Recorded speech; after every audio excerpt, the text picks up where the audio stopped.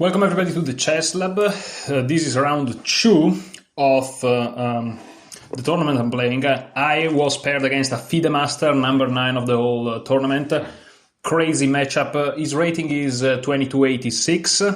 Mine is 1957. So, tough pairing. However, the game was crazy. That was such a good game. Okay, so d4, d5, c4, c6. So I'm following my repertoire. This is, of course, from Nate Solon Semi-Slav course, which in my opinion is one of the best courses on Chessable, but in my opinion. My opponent played knight f3, I played knight f6.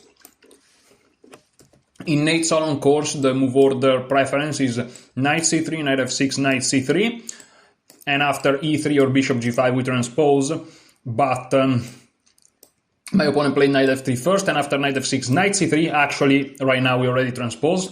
It doesn't really matter which knight goes first. You always play knight f6 after each of the knights. And here I played e6. So now we are officially into the semi-Slav. They can play e3 now. They can play bishop g5, and they can play all sort of crazy shenanigans. My opponent chose bishop to g5, which is the move that, if you have been following my videos, is a move that I really like to face. And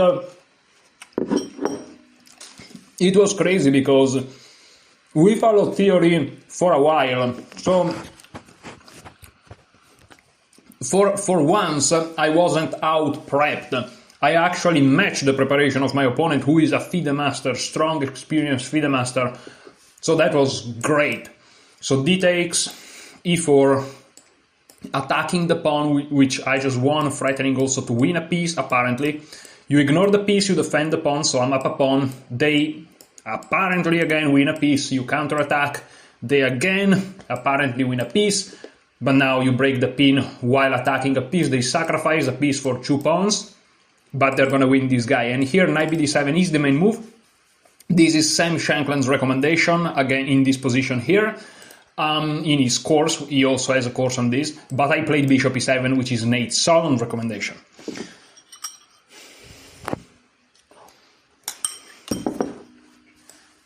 My opponent captured with a pawn, which is the main move.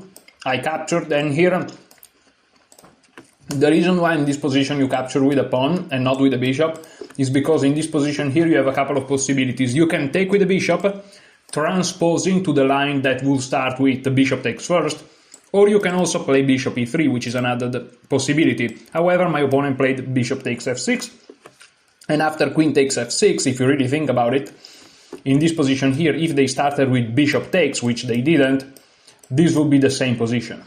But instead they started with e takes, which is main, bishop takes, queen takes. And in this position here, we are on move 12. We actually, every move that you play in this tournament, you gain 30 seconds. And here, I have my score sheet here. On move 13, g3, he had 1 hour 34 minutes, and you start with 1 hour and 30. And I also have 1 hour and 34 minutes after bishop to g7, which is the move. And here my opponent played bishop to g2. This is all main stuff. This is the absolute main line. And here I played knight to a6, which is still theory on move 14. I was very, very happy that I got to, play my prep in a real game over the board. It was very, very cool. Knight takes b5 can be played, and if you take, you basically lose the game. So after knight takes b5, you long castle, and there is a line where you actually lose all of your pawns, but there are some crazy tactics. But we're not going to go into that because my opponent didn't pick this line. After knight to a6, he played castle, if I'm not mistaken. This is where I'm starting to have some...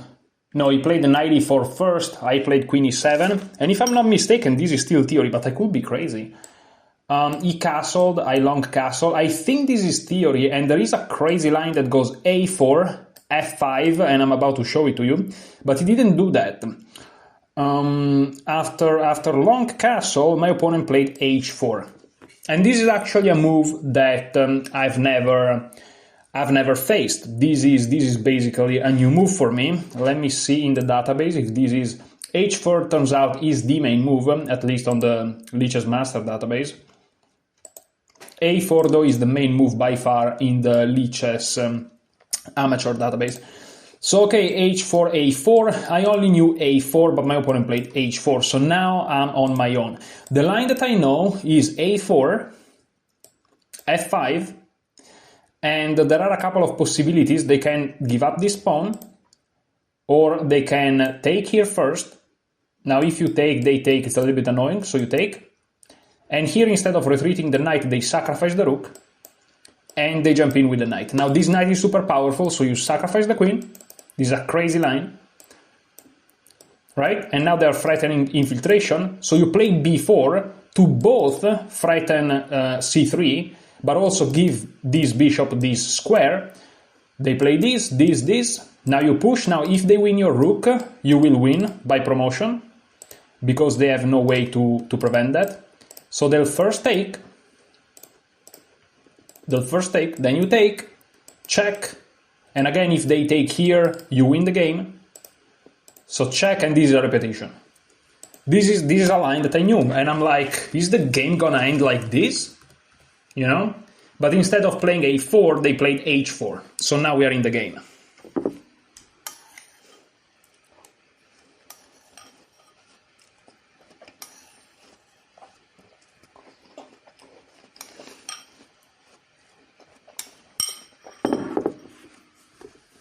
Sorry guys, but I'm really hungry. Okay, so what to do now? Well, I tried to follow what I knew, and so I noticed that there is this pawn here in the middle of the board. I just played c5. c5 accomplishes a couple of things. First of all, it mobilizes this pawn majority, which is always kind of nice. It attacks the pawn that is pinned, and it opens up the bishop. Very nice. Now, sacrificing this pawn, which my opponent will lose, is actually typical in this line. So this is a very peculiar line. It's very specific. You can't really face it with principles that are too general. You have to be, again, specific. And the theme of sacrificing this central pawn for white is, believe it or not, typical. So that's just how it is. So, okay, c5. Now a4, which again is typical, h4, a4, but now, because, okay, the reason behind a4, and I'm also saying this for myself, to repeat and to make sure that I understand things, the reason behind a4, and in general this lateral push on the queen side, is to undermine those pawns that I'm highlighted in green, which are the main defenders of this king. The reason behind the move h4 is to eventually just simply promote this outside pass pawn. These are very typical ideas. But okay, here I'm in time to play rook takes d4. Taking with the pawn is extremely problematic, not only because here you will just run into a takes b5, but also because the c file gets open, and a move like rook c1 is already putting yourself in a crisis, right? You want these two pawns like that, at least in these early stages of the middle game, because then otherwise your king is too exposed. Again, it's very weird line. So rook takes d4, queen e2. Of course, I'm attacking the knight 2 times and the queen, so they have to kind of find a way to handle themselves. I remember the moves of the game, but I just want to make sure that I'm not having hallucinations. So here, of course, there is this pawn that is under attack. Taking here is just crazy because you open up everything and everything collapses. So I play b4. You have to make sure you are paying attention to some patterns, like this guy opening up and this guy here. You never know. You have to be careful a little bit. So okay, I play b4. I said that I remember the moves, but now I don't remember the moves. Maybe my opponent played this, but let's see. So 19, b4, rook f to d1 indeed, rook h to d8, rook takes, of course there is the theme of defending this guy here, and now rook to c8, rook to c1, sorry, I don't know why I write down rook to c8. The idea is very simple. My opponent wants to win this pawn, and okay, again, my opponent wants to promote this, I want to promote this, right? Now, I have to be careful how I go about this. because if I play, for example, bishop to... In the game I played knight to c7, which is a tricky move. The engine prefers knight to b8, with similar ideas, just that you know. I'm not gonna go into knight b8 because I don't understand it, I don't have the time to understand it, but knight c7 is what I played. However, if you play something like bishop d5, which looks very, very natural, there is this move b3. And now I can't take because this guy falls with check, nonetheless. And, okay, I guess my original idea was to actually play this line and then go queen b7, because now if they take, which of course would be a blunder, you win this and you win the game. Because by playing queen b7, you are adding an attacker on the already 2 attacks, so you have 3 attackers, 2 defenders. The problem is, in this position, from here, you have to realize that the bishop blocks the rook. And once the queen moves, this square is unprotected. So in the line that I just showed you, bishop d5 and stuff like this, here they don't take, they win the game. This is something you have to see after rook c1 from here. You have to see this, and you have to realize that this is actually a blunder. It's not very easy visualization-wise, but I realized it, so I play knight c7. Knight b8, according to the engine, is better. We are not going to inquire about it. The idea is that if they take with the queen, of course I win the queen. If they take with the rook, I have bishop to a6, skewering and winning the game. That's the idea. That's the idea. Knight b8 is also possible, and if rook here, bishop here, this is with check though, which is fine. It's completely fine. I guess you just take, and you're completely winning. But I didn't like the fact that it was with check, so I prefer rook, knight c7 because of some reasons. Perhaps the fact that from b8 the knight can also route to d8. I don't know, which makes a lot of sense. The engine prefer knight b8, and this may be important. I may have to go back to this in the future, but for the time being, let's keep going. Let me fix the camera a little bit. Okay, it's not the camera, it's the webcam. But hi. Okay, so they can't take. So what do? Well, I don't know what they did. I mean, I can't remember. Oh yeah, knight g5. Yeah, knight g5 is a move, knight g5. Now if I go here,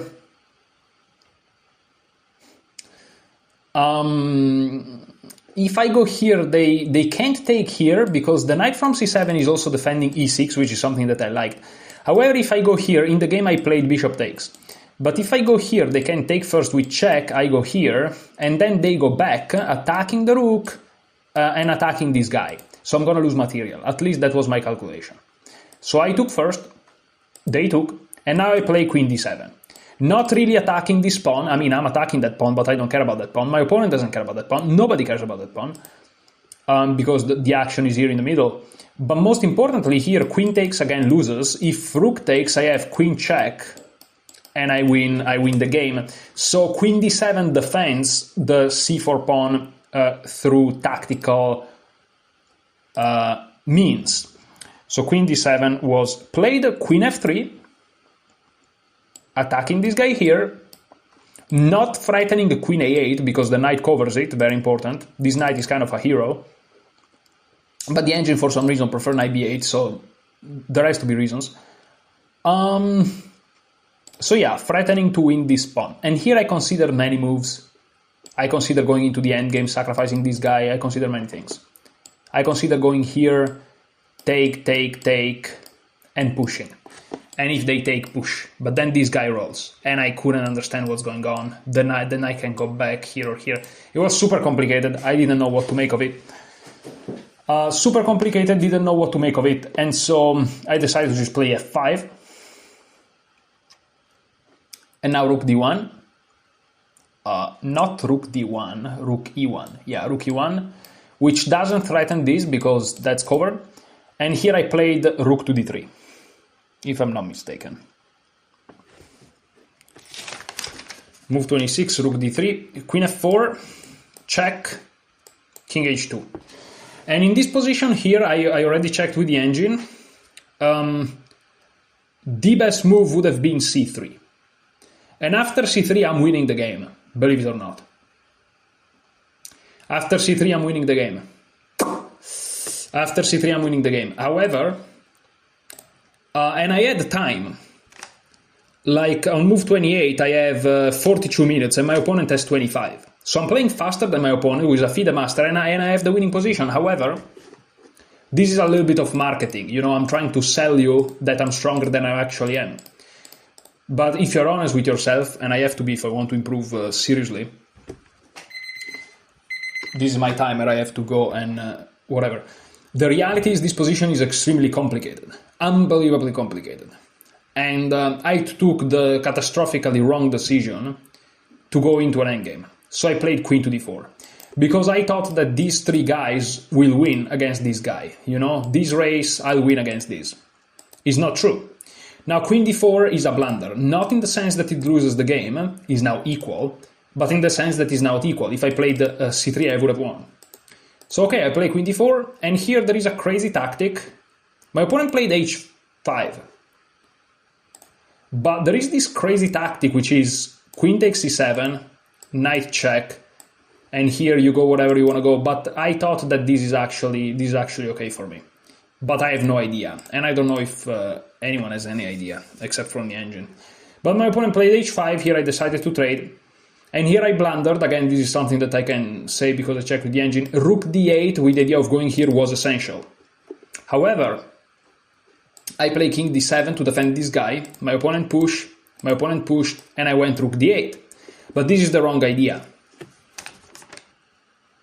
Move 32, rook d8. Here my opponent played rook c1, which is correct. I played c3. There are tactical things here. B takes c3. Here I consider this move, b3. I played the knight to d5. The problem with b3 is that they don't go attack my pawn immediately. That would be a mistake because I defend it and I'm good to go. But they would play first c4. And this is not engine checked, so I have no idea. And here there are problems for me. For example, here, let's say, here. This is a variation I calculated. I have no idea if this is correct or not. But if I take here, they take here. And now they are threatening two things. One, they're threatening the pawn. If I defend the pawn, with the idea that if they go here, I go here, and if they take, I take, and that's probably equal, or maybe black is slightly better, I have no idea. But if I lose time defending this guy, there is also the other threat, which is check, and it doesn't matter where I move, let's say here, which looks okay, there is this. And if I take, they promote. If I don't take, they promote. And if I do nothing, if I take here, they win. So it's problematic. So I play knight d5. They took, I took. C takes b4. And here they play a5. It surprised me tremendously. I was expecting something like king g3, which rook c6 actually wins the game. I thought I had a knight here, but it turns out I don't. But my opponent believed me as well. So here actually only the move rook c6 is winning. Rook c6 obviously attacks here, but I thought I had this. I don't know what... but it turns out check, I go here. Ah, this move here, both me and my opponent missed it. We thought about you just go back or something. But now this is okay. So my opponent instead played a5. Not this, come on. Why the fuck? There is the main line, which is a5, and still lichess is going on the secondary line. Unbelievable. Sorry, but this is just... Okay, so a5 was played. This is now a blunder because it gives back equality. It's not losing, but it gives back equality. a5. Why did I put my score sheet away? I'm going fast because... Okay, here I play king f6. Is it still equal? Yes. My opponent played king to g3. Now, unfortunately, here I didn't know what to do. I had no idea. The only move, or at least one move to survive. There are multiple ways to survive. Okay. B3 was also fine. Okay, so I blundered here. Okay. You can play rook b8. Oh, Jesus. I don't understand why there is this problem. So my opponent played here. Here you can play rook b8, you can play rook h8, you can play b3 to distract this rook. You can play many things. However, any move that I play, I was so terrified of rook c6. Like, for example, b3, rook c6, b2, check, I go whatever, and he goes back defending. And I really didn't know what to do after this. This is winning though, rook b8, and this is winning. Oh, because I stopped with the king, the pawn. Okay, fair enough. So yeah, I missed all of these things. I actually kind of considered these ideas, but I was too confused, too many things to consider. Skill issue, guys. There are no excuses. Skill issues. I just couldn't. My brain couldn't handle it. Something I have to train. So okay, here I took instead. I checked. My opponent went here. I took, and I'm not sure.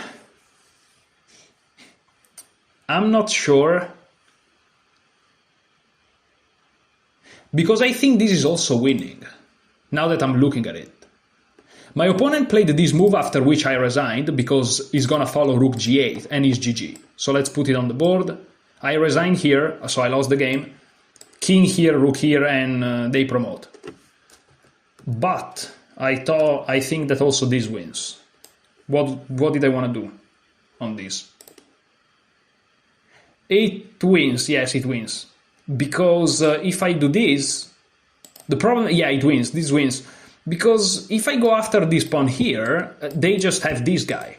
But if I defend this pawn, there is check, and it's the same thing, they go here. So yeah, both moves are winning. So yeah, I blundered in the end. Knight takes is a blunder. I should have played rook b8 or b3 or even rook h8. Anything but this. Okay, on move 37, after ups and downs, my opponent was winning at some point. At one time, I was winning, and it was equal for a long time. Slightly better for white, though, for the most part. And in the end, I just blundered. But great game. I'm very proud of this game. I think that if I keep playing like this, I will have a great tournament. I don't think I will be able to keep playing like this because I'm gonna be extremely tired in the very few next days. But very proud of this game. Of course, there are many things that I still have to fix. Very useful for me to have a game like this because I played against a master in basically the main line of my repertoire against the 1d4. So that's monumental. This is huge. This is a game that I'll have to come back and analyze and reanalyze. So many awesome ideas. The idea of this pawn being pushed, the idea of this pawn being pushed. It's just amazing. So thank you so much for watching. Let me see, 23 minutes of recording. Sorry if this today was a little bit fast, but I have to go eat. Thanks so much for watching. Enjoy your chess.